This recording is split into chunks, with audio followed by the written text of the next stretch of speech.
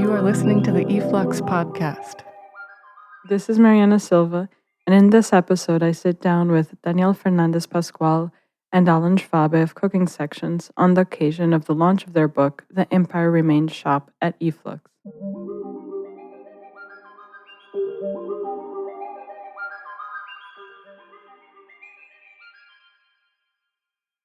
If you guys could start by presenting yourselves a bit further.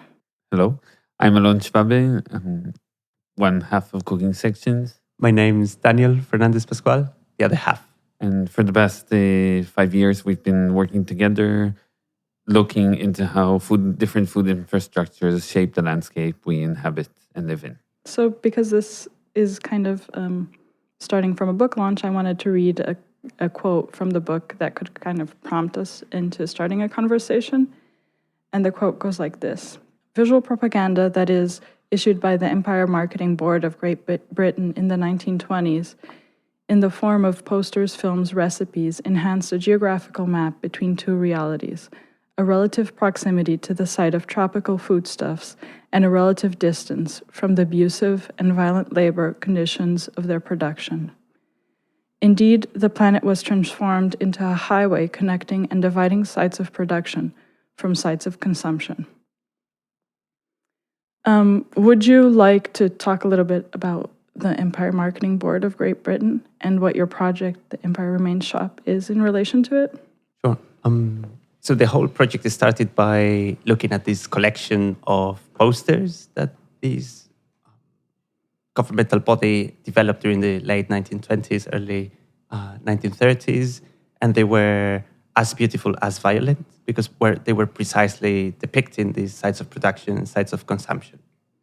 Mainly how different foodstuffs were produced in colonies and dominions and how the whole economy or the logic of the economy back then relied on changing people's consumption habits and putting the responsibility of the national economy onto their habits. And for us was quite striking to see all these depictions of landscapes and kind of their political agenda and how they were conveying this kind of propaganda. And the project basically responded to this quite incredible collection of posters and also films. Many of these posters are housed today in the collections of the V&A, the Manchester Art Gallery. So they have an historical importance, especially when kind of looking at the history of visual communication and graphic design in Britain.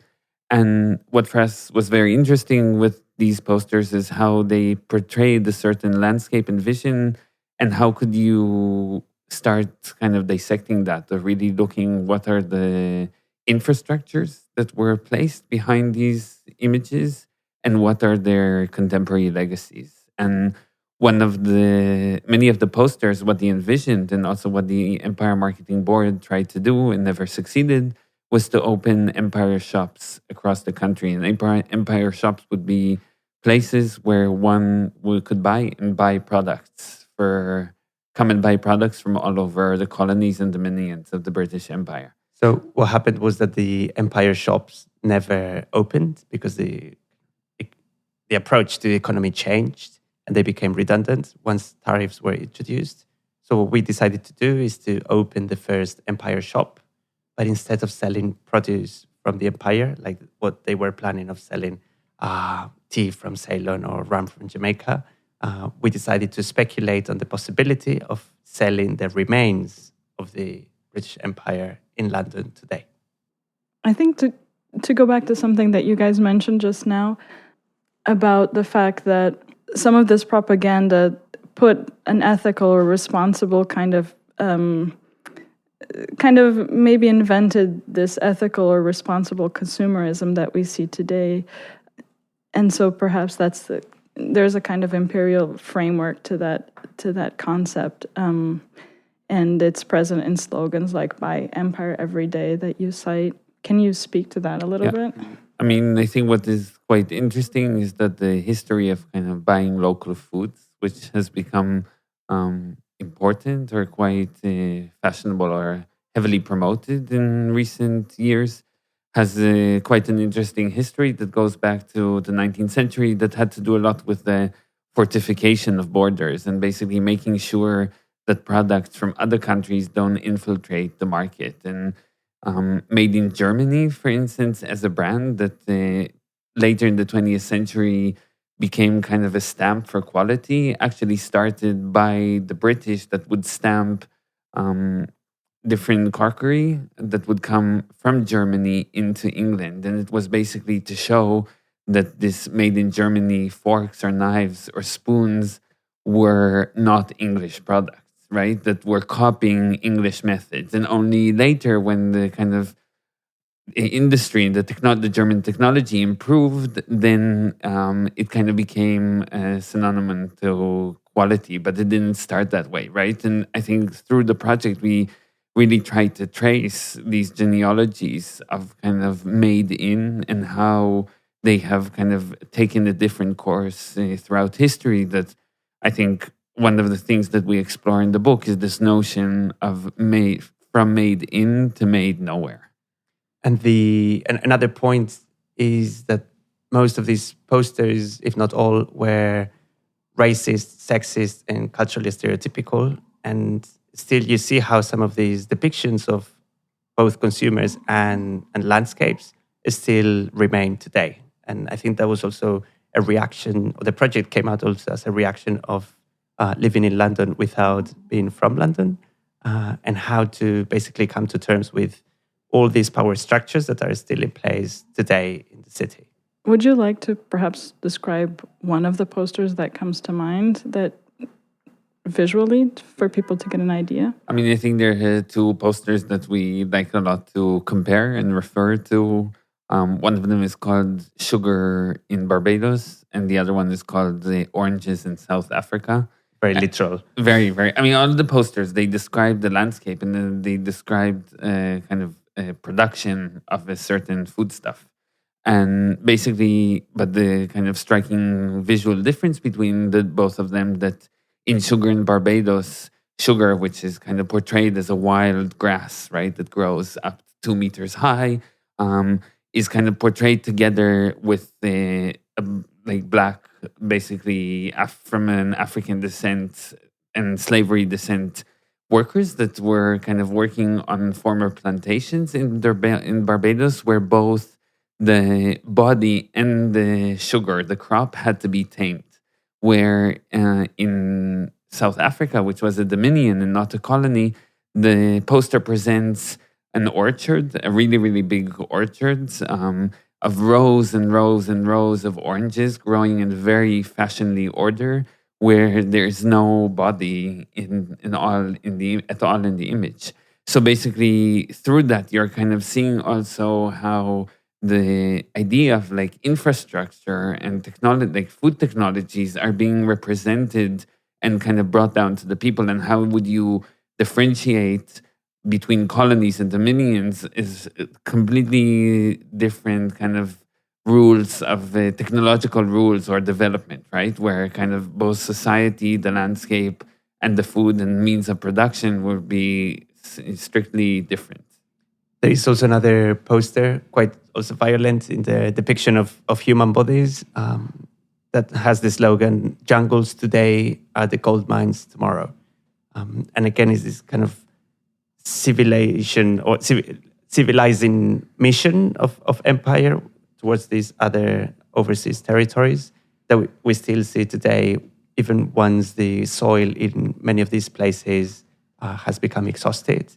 You still see how other forms of expropriation or accumulation of capital have kind of materialized in different ways, maybe not necessarily through agriculture or plantations, but also through an offshore economy. And how it is interesting, that's also what we focused also a lot on, these transitions between the fertility of the soil for kind of a colonial power and other types of value or extraction of value, many times dealing more with financial value of these invented offshore financial centers, or other kinds of capital flows related more to carbon or preservation of nature for the sake of certain interests, etc. So it's always this kind of for us, what was interesting is always looking at the present and future by exploring these kind of posters from the past. Mm-hmm. Can you talk about the original recipe of the Empire Christmas pudding, and that you claim was more than a recipe, a list of ingredients that operates as a map, and your current kind of take or a remake of it? So the Empire Christmas pudding was a recipe that was invented in 1928, and which was also been described, like the Christmas pudding has been described in Gastronomic Paradox, right? The most English dish of the most un-English of ingredients. And the original ingredients of the recipe were currants from Australia, or sultanas from Australia or South Africa, stone raisins from South Africa or Australia, minced apple from UK or Canada, breadcrumbs from the United Kingdom, beef suet from the United Kingdom, cut candied peel from South Africa, flour from the United Kingdom, demerara sugar from the British West Indies or British Guyana, eggs from the UK or Irish Free State, ground cinnamon from India or Ceylon, ground cloves from Zanzibar, ground nutmeg from British West Indies or India or British Guyana, pudding spice from West Indies or India, rum from Jamaica or British Guyana, and beer from England, Wales, Scotland, or Ireland. Right, so you see how these 17 ingredients have more than 17 different places of origin, basically to show people and indoctrinate them on how to use the ingredients and if they want it to be bought as well. So what for us was very interesting, that more than really kind of a recipe that like you would just like kind of pick up and like make pudding over Christmas, it was like really constructing a world, right? Or portraying a host of economic and relationships and labor relationship between England and the different territories of the empire. So what we did was to take the original recipe, and also it appears as an insert in the book for anyone to do it as part of that methodology. Is always to go to the supermarket or many shops and try to reconstruct that original recipe and basically be confronted with that impossibility, because we kind of learned after the whole process is how the whole branding of origin has shifted, as we were saying before, from this idea of made in to made nowhere, right? And instead of having today currants from Australia or sultanas from South Africa, many times what you encounter is that everything is packed in the UK, milled in the UK in the case of flour, or produced in the EU, which is a much more kind of abstract framework, precisely to allow suppliers to change the origin according to weather events, climatic conditions, or war conflicts. There's another quote that I'd like to read, and then maybe we can go from there. The circulation of exotic items, exotic in quotes, introduced new stimulating substance to the bourgeoisie and industrial workers alike. Beyond enhancing palatable pleasure, the speed of bodies was profoundly altered as they became exposed and then accustomed to caffeine, nicotine, cocaine, tea, cacao, and sugar. Labor productivity, and in turn labor exploitation, increased in factories thanks to the improved stamina that rendered the human body simultaneously dependent on energizing and relaxing substances. However, even if these nerve whips erased signs of fatigue, in the long run they became inefficient, given that they only masked the real symptoms of exhaustion. Would you like to comment on that?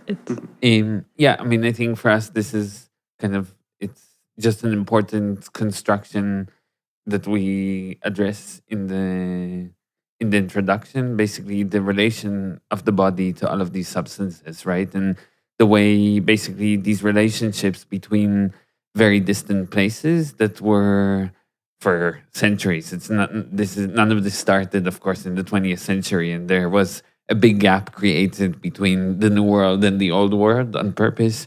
But kind of they started as kind of time went by and industrialization processes took place. They started being interlinked with each other more and more through these substances, right? And how basically sugar, for instance, fueled both like the bodies of soldiers and of the industry workers, which I think is like something that is very important, kind of like the process of colonization of land and body also worked both ways, right? And wasn't only unilateral from the centers of like Europe out into the New World, but also from the New World it was sent back and inflicted upon the society back at home, quote unquote.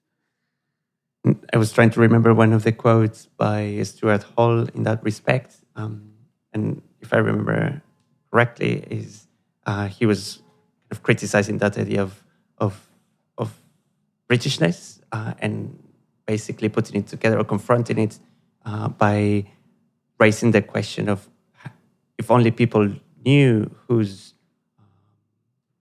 sugar flowed through the blood of people in England and whose sugar actually was rotting English children's teeth.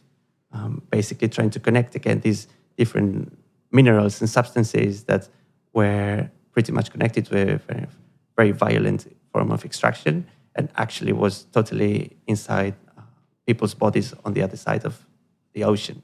And by looking at those substances and those circulation of minerals or kind of microscopic particles, you could almost trace back the whole extraction of value and violence inflicted upon certain population.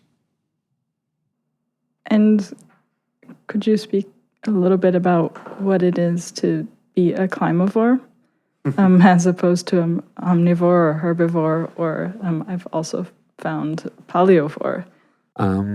Well, so Climivore is a project that started in response to kind of the creation of fertile soils, or the need to constantly feed a growing population in the world, and how basically the production of fertilizer is a practice that was invented and used more and more throughout British territories in the beginning of the 20th century. And we started by looking at the Dead Sea, which is a body of very salty water in the lowest place on earth, in between Jordan, Palestine, and Israel.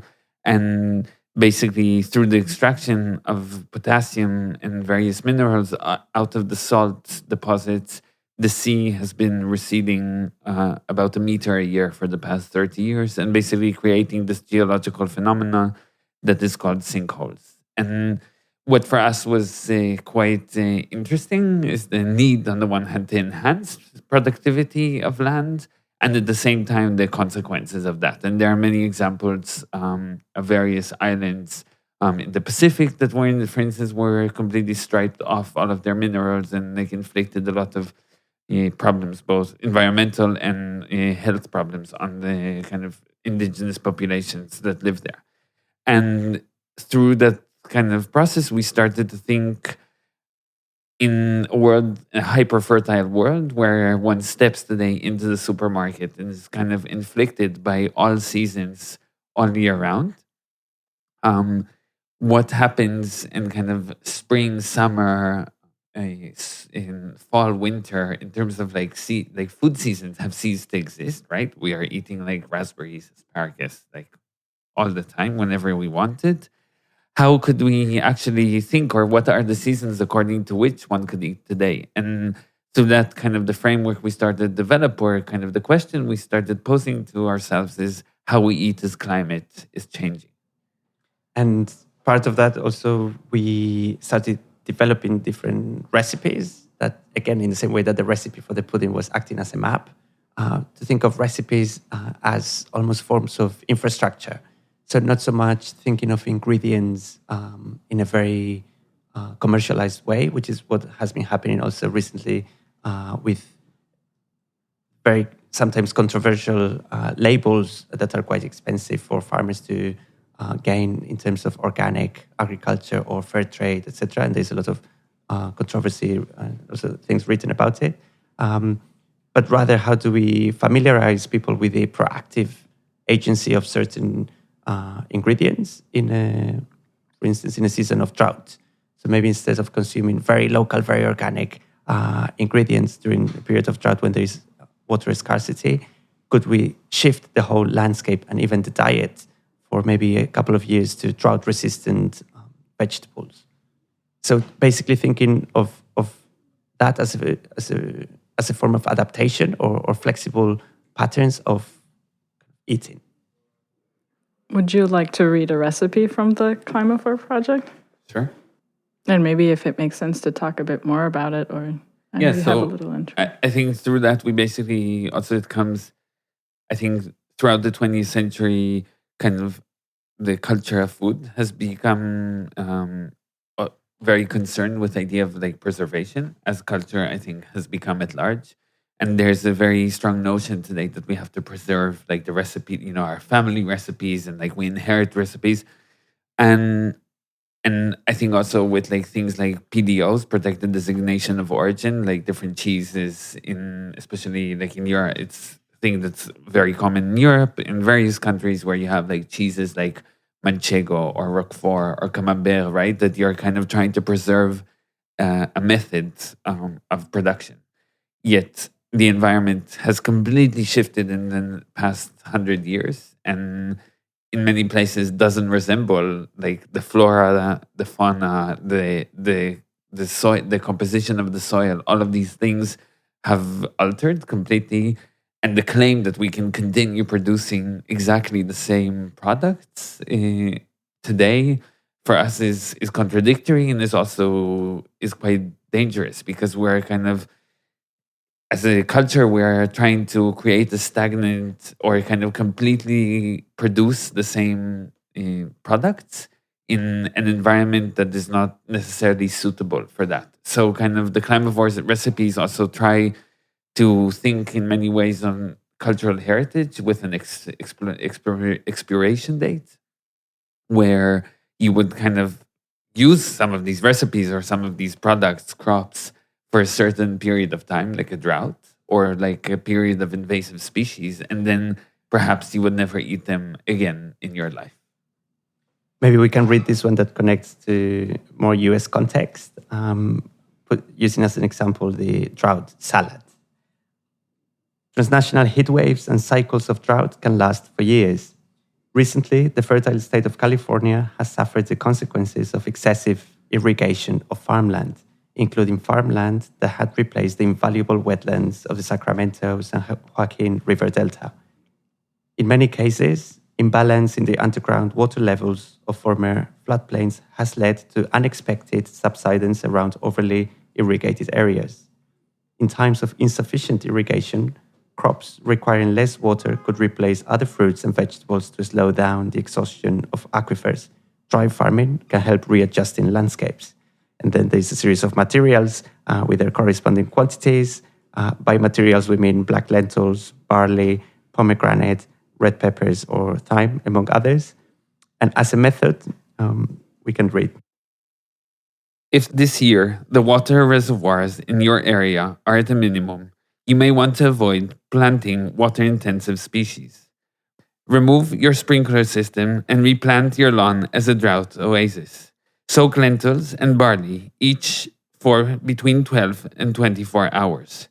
Grill peppers in the oven or over a fire until blackened skin comes off easily.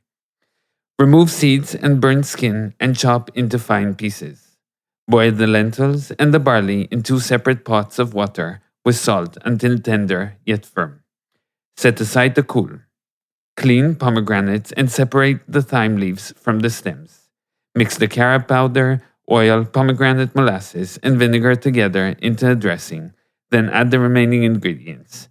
Season with salt to taste. I was wondering if you could talk a bit about the Empire Remains shop and its franchise. That is also something. We like to use the idea of the franchise as one kind of very powerful tool that many times has been, or still has been today, associated to very corporate powers. But looking back at the initial history of the franchise, we came across this figure, Martha Matilda Harper, who opened the first successful franchise in the world, apparently, so far. And it was the Harper Salon that would empower women coming from low-income backgrounds to set up their own businesses and basically be independent from either family or whatever other obligations back in the late 19th century. So at the beginning, this idea of franchise as a form of empowerment of people, and how slowly it lost all those qualities and became more entrenched into placelessness of business. So what we thought for the Empire Remains shop is, again, how to recover that kind of original sense of the franchise as a step towards making the project expand beyond us also. And how could other people open franchises that, instead of being exactly the same all over the world as we are accustomed to make site-specific franchise that respond to the violence of empire still in place in all those places. And this is basically a strategy, one of the many methodologies or strategies that we've been using throughout the project and also the book, how we kind of look at neoliberal systems and kind of exploit them in order to work back at neoliberalism itself.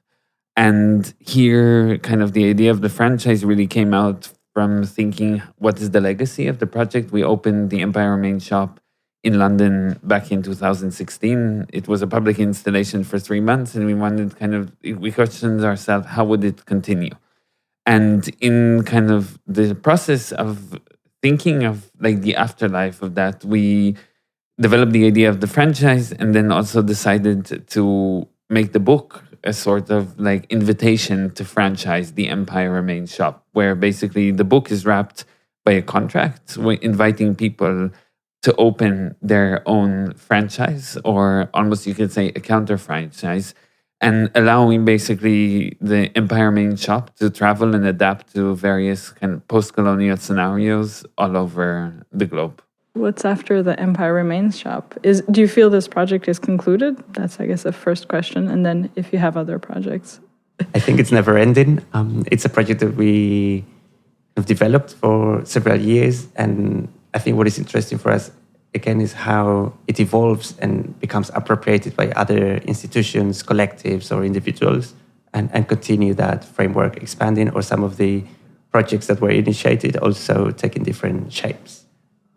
So there's a lot of work still to be done. Do you know of people who have taken up the franchise?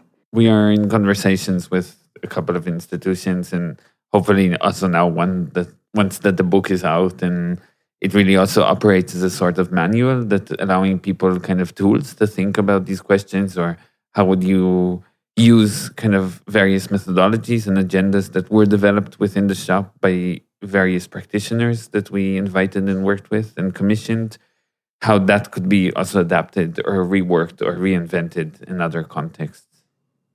Sure. Thank you. Thank you.